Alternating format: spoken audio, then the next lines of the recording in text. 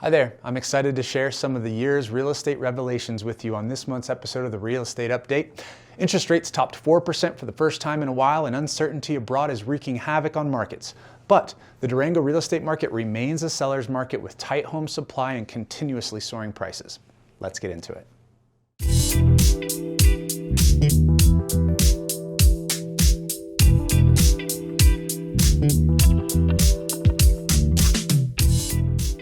It's March 3rd, 2022, and the Plata County real estate market is chugging right along the same way it has been for the last 2 years or so.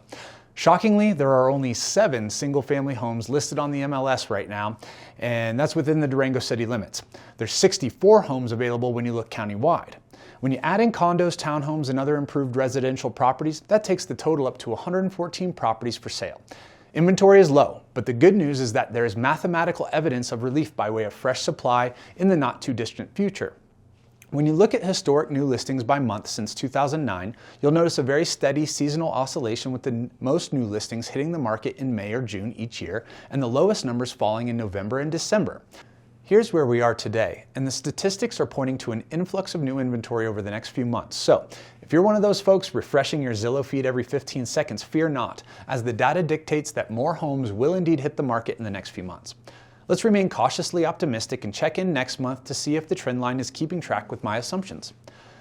Active listings are about half of what they were at the end of February last year and down a whopping 80% from the 2020 due to persistent demand. But a few things are happening that may help quell that demand a little bit.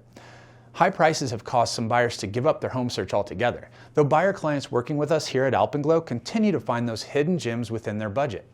An increase in interest rates is also a factor contributing to a change in demand. Interest rates crept up over the 4% mark, then dipped back down, and has yet again risen over the 4% mark, all in the beginning of this year. Rumor has it that the Fed wants to increase rates by 1/4 of a point 5 times this year, which could put 30-year fixed-rate mortgages around 5% by the year's end. For context, in October of 1981, the 30-year fixed rate was 18.75%. That's a mind-boggling number. In 1990, rates were around 10, and in 2000 it hovered between 7 and 8%. Then from there, in early aughts through 2020, it floated between 3 and 5%, and finally dipped below 3% in 2020 and again last year. Due to this recent all but free money, credit-worthy investors have been able to come in with strong financial backing and swoop up homes en masse, which has helped to create a much more competitive market for the average home buyer and renters alike. Anyone looking to buy their first home, move up, or downsize within the same market has met headwinds on achieving their goals, but with interest rates on the rise, that could create a little more space for the normal buyer to get in without having to fight the investors. Only time will tell, and I am keeping an eye on the inventory rates and macro effects of our market daily. Unfortunately, that's all the time we have on this month's episode of the Real Estate Update.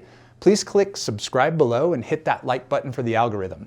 As always, you can reach me via email at dan@alpenglowproperties.com or on any of our social media pages at Durango Brokers. Be sure to smile and say hi to a stranger today. You never know how that can positively affect another's outlook. Thank you for watching, and see you next time.